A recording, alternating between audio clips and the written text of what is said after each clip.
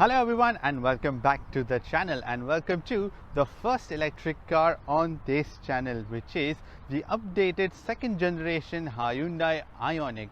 Now the second generation has a lot of changes to it, namely the battery pack, which is bigger, and also some more subtle design changes. And also, after spending 3 days in this Ioniq, I am going to be getting you a complete in-depth review of what it feels like living with an electric car. So this is a fully electric Hyundai Ioniq, and this is in direct competition with the Nissan Leaf, and this actually falls in the hatchback category, which I will be explaining once we go in the back. But you can also call it a sedan, a small sedan, or a hatchback, whatever you feel like, based on the size of the vehicle. So let's start from the front. So when it's an electric vehicle, you can easily identify, because the grille is usually the different one, because there is no grille actually to let the air in, but like a solid grille, this silver color one, this big Hyundai badging out here. And there are also these sort of hatches out here on both the sides. They open up when the car is just standing still, and because there are lots of components inside, which I'm going to be showing you all in a bit, so this lets air into the system so that all the hardware can be cooled inside, namely when you have the air conditioning on. So for that compressor, there's also a radiator that has been given, so for more air they have given these sort of hatches out here, which open up when it's idling and they close when the vehicle is in motion, to make the car more aerodynamically efficient. And then there are also these silver dark gray, not the silver actually, the dark gray bordering around the grille and also around these lights. And at the bottom you would find this dual DRLs, these are, and then there is also this vent out here, and sort of fake vent, but actually it opens up from the back to make this car more aerodynamically efficient. And at the bottom again there is one more sort of small grille. All these are made to make sure that the car is a little more efficient, compared to the standard road going cars. And when it comes to these headlights, you will find a complete LED headlight cluster, but for some reason the side turning lights are halogen bulbs. Now I thought, if it's an electric car, it would have made sense to put everything LED, because every tiny power consumption matters out here, and so in this case too. And as I mentioned, DRLs are at the bottom, and then you don't find a specific fog lights inside this cluster, but just the LED headlight. When it comes to the powerhouse inside this, let me show you, because usually you would think that when it's an electric car you would get the front boot as well, which is also called as the frunk. But in this it's a different case, because Hyundai has still managed to give you the motor and everything out here instead of where the engine used to sit. So you get a single motor which is driving both the front wheels, and it is an 88 kilowatt motor. And in terms of the traditional horsepower, if you want, then it's a 120 HP unit, the power delivered through the wheels. And it's got a single gearing ratio, because usually electric motors don't have the complicated gearing system but straightforward motor, so that gives you the instant acceleration. So the torque that you get from this motor is 295 Newton meters, and this has a battery pack of 38.3 kilowatt hour battery pack, and that is an improvement of 10 kilowatts, because the previous generation used to have the 28 kilowatt battery pack, and this gives the range of somewhere between 275, although I've managed to get up to 300 kilometers of range from this one. So yeah, maybe the official figures are claimed to be lower, but in reality it's around 300 kilometers. Now from the side profile, if you observe the back end, you would notice that it's a little raised up, and actually it's pretty much with all the electric cars. And because the theory adopted out here is a teardrop shape, so it's like this sharp thing out here, and then sort of roundish in the back like a bulge. So it's kind of the teardrop shape that you will see. You will get these 16-inch rims with this weird plastic sort of designs on them, and because the smaller rims give you more efficiency, and also the thicker tires would also give you the ride comfort as well. And these are like a little skinny tires, so they are like 205/60, so the width is 60 and the 205 is the width of the tire. And there's this blue drive badging, which is for the electric cars, and the side mirrors are power foldable, they are power adjustable, they also have the blind spot warning inside them, and they are also the body colored side mirror, and there is this half chrome surround around these windows, and these doors are keyless entry door handles. There is also the Ioniq badging on the door sills and the teardrop shape in the back, which is quite raised up, and also because the battery is mounted out here, and also because now it's a bigger battery pack, which is why there's a lot of sloping roof line out here, but eventually raised up from the back. Now this is the charging where you would usually put your fuel, so let me open that. And in this case there's going to be a bit of a long explanation about the charging, because here is your type 2 and also the something called as the combined charging system plug outlet, which you plug in. Now the standard plug which you get with this Hyundai Ioniq is a type 2 plug which sits inside this, but on the wall side where it is supposed to be connected, it's a 3-pin plug, and the charging that you get from that is 2 kilowatt hour. Now if you put the car in that, it would approximately take you around 16 to 18 hours to make this car fully charged from zero. And the external chargers which you find all around when you're out and about inside a mall or inside a hotel, or if it's just the general parking lot where you find the chargers, those are somewhere between 7 kilowatts to 22 kilowatts, and if you find the Tesla chargers, they would be like 50 kilowatts, and also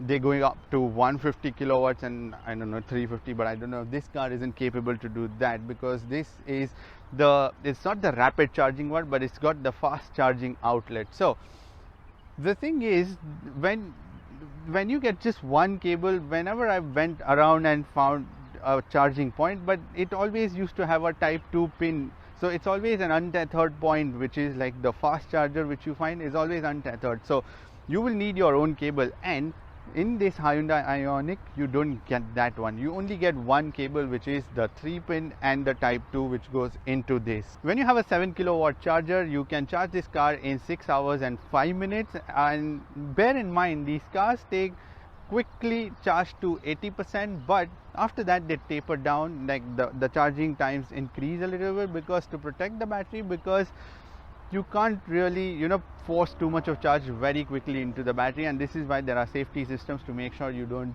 ruin the battery, and which is why the next 20% would take around the same amount of time, like 20%, or sorry, not the 20%, but 1 hour to charge that extra 20%. When you have 22 kilowatt socket and you plugged it into that charging station, then you can charge this car in well under 2 hours, like complete 2 hours from 0 to 100%. So in order to understand how the charging works, there are 3 different charging systems that you will find in today's modern day electric cars. So those are the rapid chargers, which are your AC and the DC. This is the type of power supply, and there are also the fast chargers, and there are slow chargers. This car is capable of slow and fast charging, which is up to 50 kilowatt, and I haven't tried the fast chargers because I haven't found them yet out here, and maybe it could be a rapid charger as well, which is like somewhere above 100 kilowatts to 150 and 350 kilowatts, which are your typical Tesla superchargers that you will find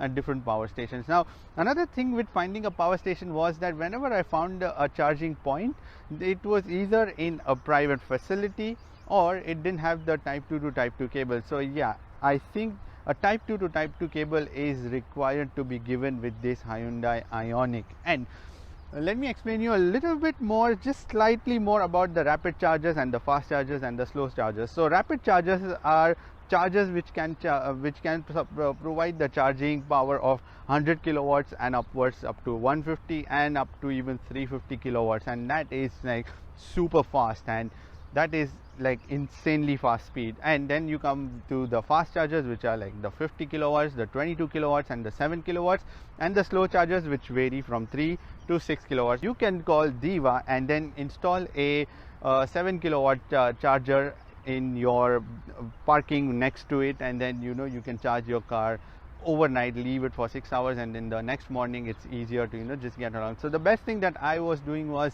I would just, wherever I would find a charging point, I would just go there and then leave the car for an hour or 2 hours in the 7 kilowatt charger, because the Tesla chargers had the tethered point, so they had the type 2 pin also, so I didn't have to bother about finding another pin type 2 to type 2 or anything. So yeah, that's the electric car lifestyle that you will have to lead, because you will have to plan your journey according to where the stations are, and then sit down there, complete your work while the car is charging, and then leave. This is exactly the same thing that I did before starting this review. I was down there charging my car. So in the back, a rather tall looking design, if you notice, and a lot of things are going on. But let me start off with the tail light. So you get a mixture of, again, halogen and LED tail light cluster. Yeah, I mean, it was better if it was a completely LED tail light cluster. I don't know, it would have helped in saving some juice, to give you that extra bit of range. And the Ioniq badging out here, and Hyundai badging, and then this electric badging which is written out here. I mean, it would have been better if they had put like a capital EV, because it's electric vehicle, and this just looks like plain, it's just like floating there in your eye saying it's electric. So yeah, that is something, I don't know, let me know in the comment section below, like, do you like this badging out here? And when it comes to this visibility, it is affected because there is a bit of a spoiler that is given out here, and that spoiler divides the rear view glass into two pieces. So the top one gives you little amount of visibility, and the bottom one is which gives you like a fair bit of road visibility. But then this bar actually cuts the visibility of the road that you see from the back. So yeah, it comes right in the middle, and also there is not actually much of visibility that you will see from here, and yeah, which is what is something which was a bit of a problem. But for reversing and other purposes, there is a reversing camera, and for parking sensors at the bottom you will find this dark gray colored plastic going from one end to the other, some reflectors out here, and then this is the fog light which is mounted in the center. At the bottom, again, a plain design, and look, no exhaust tips because it's an electric car, and also there is no fake exhaust tips or anything. Good job with that. But yeah, it looks quite raised up from the back. Like, what do you think, which one did better, the Toyota Prius or the Hyundai Ioniq? Let me know in the comment section below. And when it comes to the boot space, in this standard setting, now this is why I was first of all telling you that this is either a hatch or a sedan, whatever you want to take, because the gate opens all the way from the top, which is something similar to a Skoda Superb, which is again called as a hatch, or a Skoda Octavia, which is again called as a hatch. So you can watch the detailed review video of the Skoda Superb and the Skoda Octavia from here by clicking on the pop-up banner out there. And when it comes to the actual boot space, you can put in this current setting 357 liters of 2 big bags or 3 small bags, whatever you can put. And the boot floor is a little raised up due to the batteries, and also there is like the scuff plates out here, plastic ones, so that you don't damage your bumper. And there is also a fair bit of lip out here, so lifting your luggage and putting it in is okay, but then removing it is because this is already like a big lip out here. There is this sliding boot separator out here which also can be removed, and if you don't want that, you can also put it back, so that can be put at the bottom. So there's a dedicated slot for that, and then some more storage, but that storage is actually used for also storing this box which you see, this mysterious box, which is your charging cable, which is this. So this is your type 2 pin, and this is the 3-pin plug which you get for your home charging. So you plug it into your wall, and this goes into the car, and this is 2 kilowatt, and it shows some information on this. So this box goes underneath the boot, and you can basically store it in a neat way, so you can utilize the entire boot space. And there's also no spare wheel given in this, but instead Hyundai has given you a tool kit for repairing the tires. So if you face a puncture, then you have to learn how to do the tire. Now also the rear seats are foldable in a ratio of 60:40, so you can do that from here itself. Let me just show you one, and you can remove this boot separator and put it down, and when you drop these seats down, you can put 1417 liters of luggage in the rear, and the seats are relatively flat, so there is only slight bit of slope, but overall the whole floor is aligned that way, so easily you can put in and out stuff. But if you see the overall boot opening, that is a little restricted. I mean, yeah,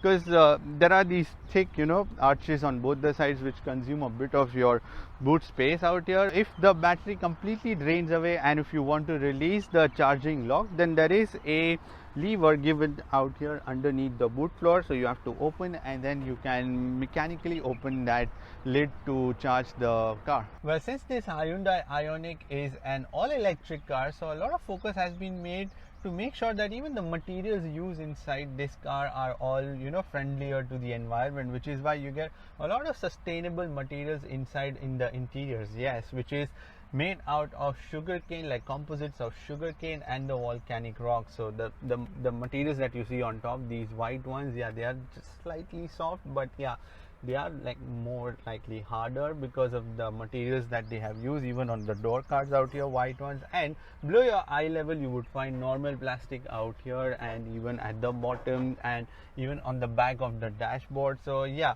pretty much it's made out of a mixture of plastic and the sustainable materials. When it comes to the multi-information display, driver's display, you get a 7-inch very good display which is very clear in the day, and also you can see a lot of information on it, like in the center you would find a speedometer and also the electric meters on both the sides for your charge, and also what consumption you are doing, like the power or if the car is charging. And in the center you can find information for your trip related, like your driving style, and then the energy flow, and then the consumption, and also the accumulated info, the driving info from the last time you started driving. And you can switch to more information like the compass and also the tire pressure and the detailed settings in which you can change the driver assistant, door lights, convenience, service interval, all of that can be changed. So it's a very easy to use system, and most of the times the focus is to show you all the relevant information about the energy systems of this car. When it comes to the steering wheel, this is a leather covered steering wheel with this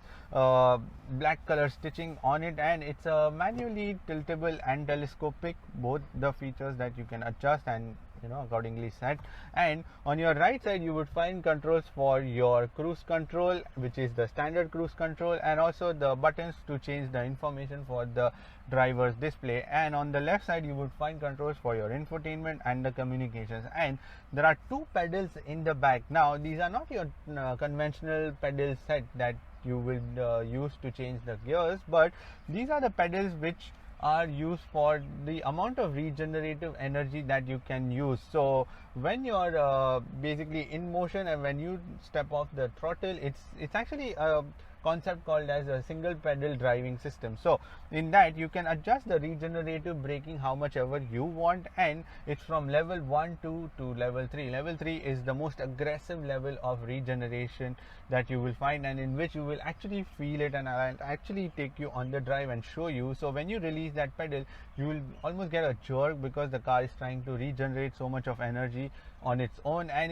it's actually a unique kind of driving style which you have to adapt to when you are driving an electric car. And then if you don't want all of that, you can just leave it in the level 0 and you would just find the normal standard rolling. There is no resistance or anything to regenerate the energy from the braking action. So yeah, that is something to learn when you're using these pedals. And the steering wheel is also a flat bottom steering wheel, and it's also nice and easy to grip with the nice bit of finger support. Now when it comes to the air conditioning controls, you get touch capacitive buttons, but the good thing is it's not like a touch screen something inside into the system, but it's all out here. So those are touch capacitive buttons, although it may take a little while to understand which button works what. And also there are interesting features on the air conditioning system also, which directly are linked to the range of the car. Now let me explain you that, but first let me explain how the air conditioning system works. So it's a single zone air conditioning system. So there are, on the left side you would find the temperature control, and in the center all the buttons to switch off and the flow of air and everything. There is a button called as the driver only button, which will only make sure that the airflow is only on the driver side and not on the passenger side. So if you don't have a passenger, then you can just use that. Now what that does is it actually adds around 5 kilometers extra range into your driving. So yeah, that is something which you have to do a lot of calculations, you see, where am I going. So if you increase the fan speed by a little, then you again add another 5 kilometers, actually remove 5 kilometers from your range. And if you switch the driver control, like the fan speed, and have the passenger also, again you remove around 3 to 4 kilometers of range. And if you completely switch off the air conditioning system, you add 15 kilometers of range. So you do a lot of sort of calculations and balancing of fine tuning everything. Even the temperature that you keep, that also affects. There are also at the same time buttons for your heated and the ventilated cooled seats. So you get both these options on this car. For some reason, like when you're trying to save energy, then yeah, I think it's not wise to use the cooled seats, but then considering it's UAE, you would need that cooling feature too. When it comes to this infotainment system, this is a 10.5-inch infotainment system. Again, the system is very similar to what you would find in the other Hyundai cars, the Hyundai Sonata and the Hyundai Palisade. So if you want to watch the detailed review of the Hyundai Palisade, click on the pop-up banner out here and you can watch an in-depth review of that.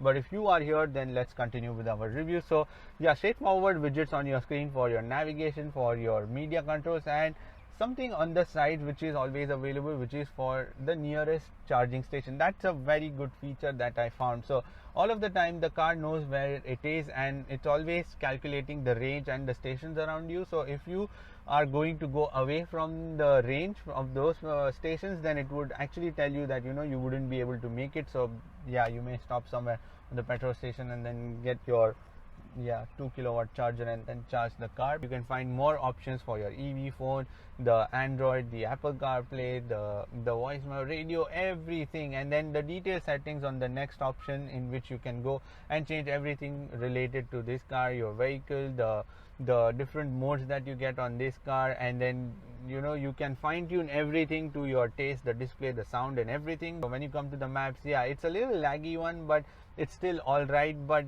yeah, I mean, when you are going to be using the other modes of connections like the Android Auto and the Apple CarPlay, then yeah, you are going to be using the Google Maps. And also you can split the screen, and then you can choose to have on the other side, like again, the nearest petrol station, the battery charge left, the clock, or the trip information, or the compass, or the outside temperature and the air conditioning system. So all of that information, or again the navigation, or if you want to use the full screen, you can do that as well. And now when we come to the battery range and the information about the charging stations, then you can go inside and then you can see different sort of management systems. So you can even leave the car to have like at a dedicated time the car would switch on and then cool the seats for cool the entire cabin for you.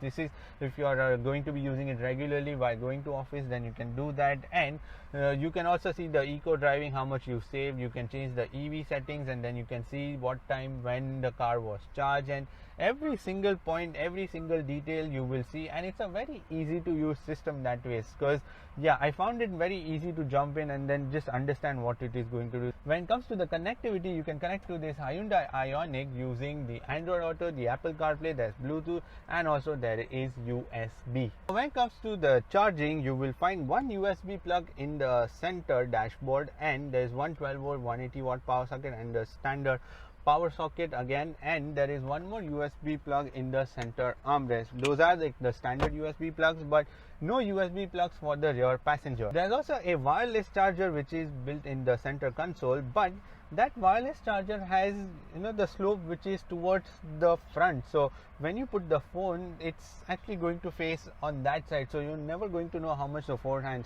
charged or if it's charging. The good thing is there is a light, so you can see if the phone has started charging or not. On this Hyundai Ioniq, you get a standard sunroof, and it opens quite big that way. And when it comes to the storage, you can put like 1 liter worth of storage in the door cards and some more storage on the sides. And then there is this big storage out here, like you can put a lot of stuff in here, your phones, wallets, books or anything. And then there is this glove box out here. It's decent size again, and there are 2 cup holders which are flexible cup holders out here, some more storage, a small one out here, you can leave your keys or anything. And then this center storage out here, armrest, which is decent enough to hold two small half-a-liter bottles. But in the rear door cards, the storage is a little smaller. So on the door cards, you can put like half-a-liter water bottle and some more storage on the sides, and then there are two more cup holders in the armrest. If you notice, there is again no gear lever, but a very handy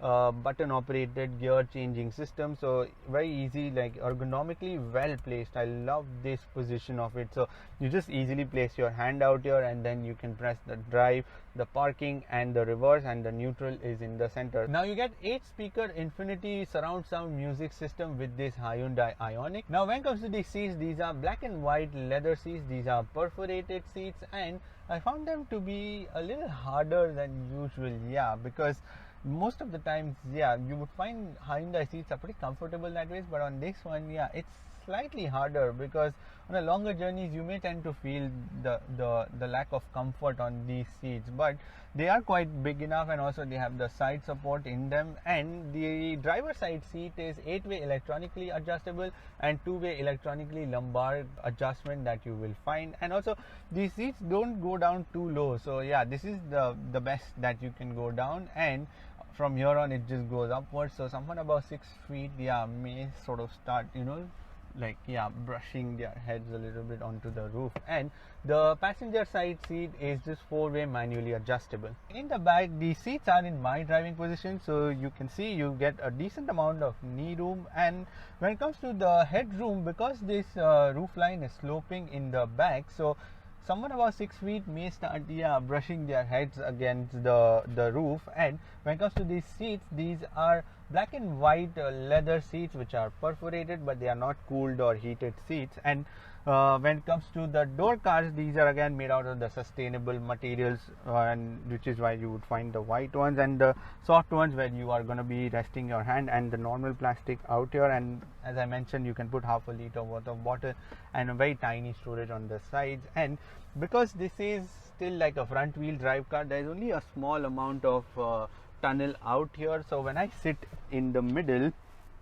yeah, in the middle, my head is already kind of starting to brush the roof. So someone above 6 feet will definitely have to sort of bend their heads. And there is slight bit of hump also in the seat and also in the back. And you get 2 air conditioning vents out here. That's it. You get 2 cup holders and a hand rest out here, but these cup holders are like in your way, and they are also not the flexible ones. While one cup holder is smaller, the other one is bigger. So yeah, you have to sort of adjust when the cups are placed out here. And the seats are also a little on the lower side, which is why you see a bit of a gap under my thighs, and you know, the way my legs are bent, so you get quite a bit of angle out here. And also you cannot slide your legs under the seat because of the way the floor has been a little raised, because the batteries are all underneath, and also a little bit on underneath the rear seat, which explains why the rear seats are a little at an angle and also a little raised up. So the first thing that you will observe when you get into an electric car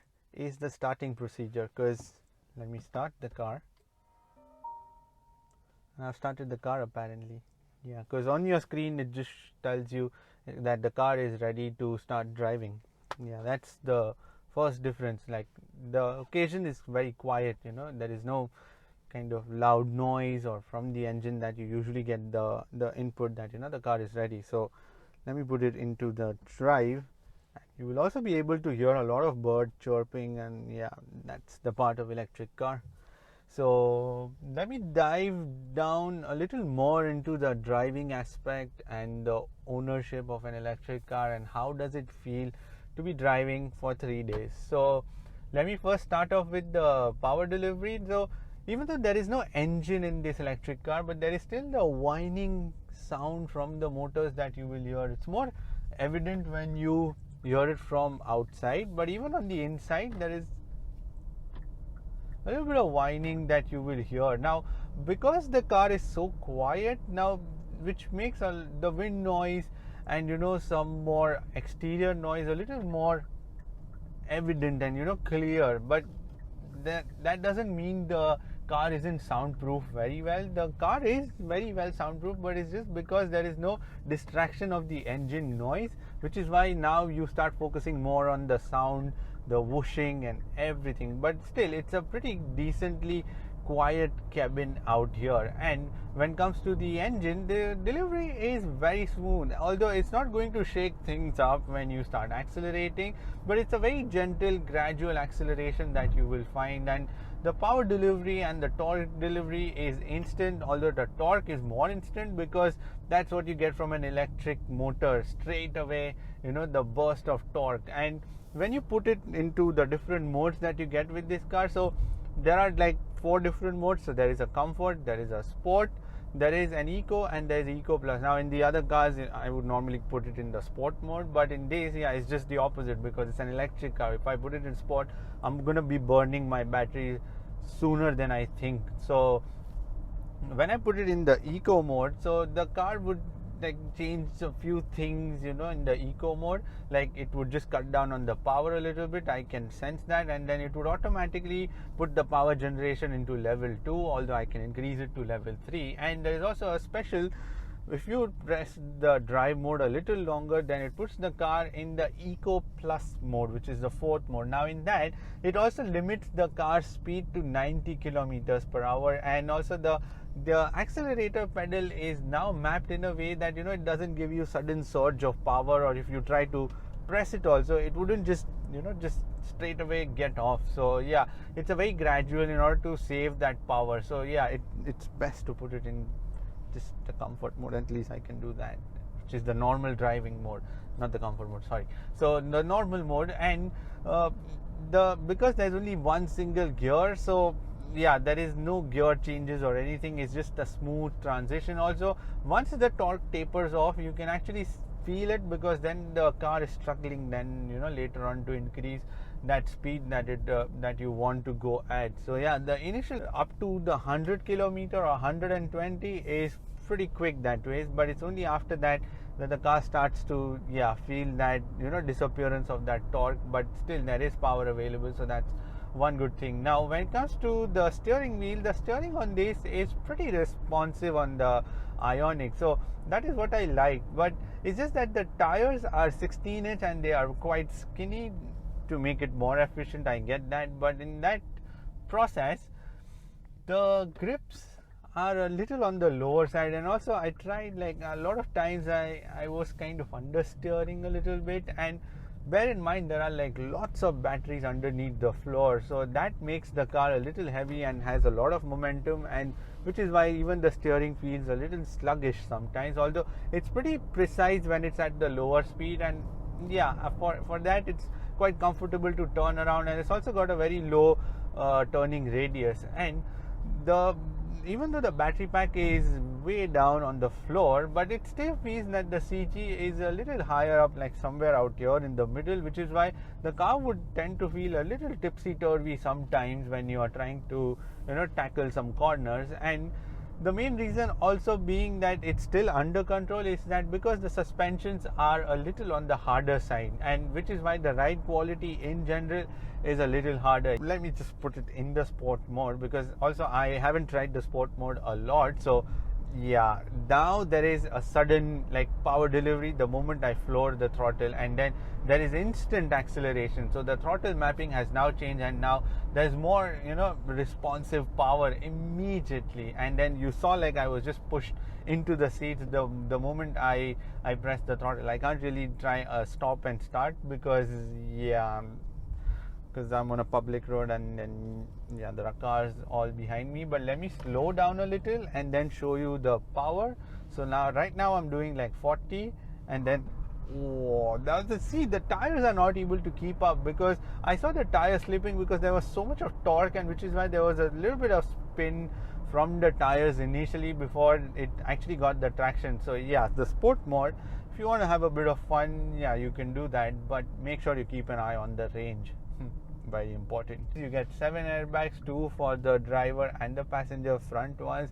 Then you get 2 side airbags again for the driver and the passenger, 2 side airbags for the rear passenger and the front passenger, and there are also a single knee airbag for the driver. And there are also child ISOFIX points in both the rear seats. There is also a single camera reversing system.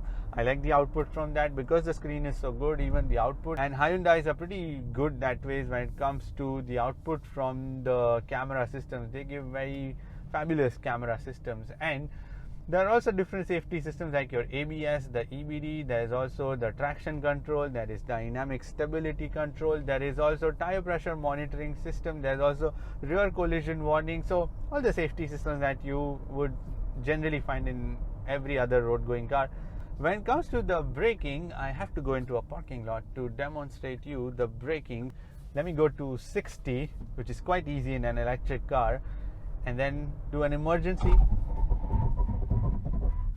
You see all the systems are working, like the ABS and everything, to make sure the wheels don't lock up. But yeah, the brakes, because there's so much of momentum in this car, it takes a little while, and there is quite a bit of distance that you will need. In fact, I had a bit of a time to do some bit of research about the braking force required and the distance. So it takes about 100 plus meters when you are trying to brake it from 100 kilometers. Now when it comes to the pricing, this Hyundai Ioniq is priced at a little over 141,000 dirhams. The thing is, there are a lot of electric cars that you would find in this price bracket, and considering that even there is Nissan Leaf, there is also the VW ID3, which is going to be launched pretty soon. So all these are going to be coming in that same range. The thing about the Ioniq is that it's a very daily usable car, although I find, to be honest, the looks are a little too general. Like, it's not a very eye-catching like what you would find on the other electric cars. It's pretty that way general, everyday kind of shapes that you see on the road going cars. So that ways, yeah, but that in terms of the usability and the functionality and the tech offered, it's pretty straightforward. The usable boot space and also the practicality that you will find. The thing is, only concern is if they start putting the type 2 to type 2 chargers, which is what I mentioned before. That will be really helpful, because that is what is currently available everywhere in UAE, the charging port. So yeah, type 2 is something, if that is put, then charging is going to become a lot more easier. Otherwise, yeah, it's a bit of a task to find a charger. So if you have a garage and you can have your own charging facilities, then yeah, go ahead and buy the car. But if you still think that you wouldn't be able to find a charger in your building wherever you are staying, then yeah, I'm afraid this car isn't for you. It's a good car to start, with an electric car. It's a good introduction to electric car. You can buy this car for that. You can just test around, how it is for short journeys, like, because it gives you 275 kilometers of range. It is good enough for city driving. So yeah, for that you can definitely consider this car. Anyways, that is pretty much it for this video. I hope this video was useful in understanding how the electric car works, what is the infrastructure currently. Give this video a thumbs up if you've liked it, and thank you for watching this video. And if you want to subscribe to my channel, then you can click here, and if you want to watch more videos, then click here. I shall see you in the next video. Bye bye, take care and stay safe.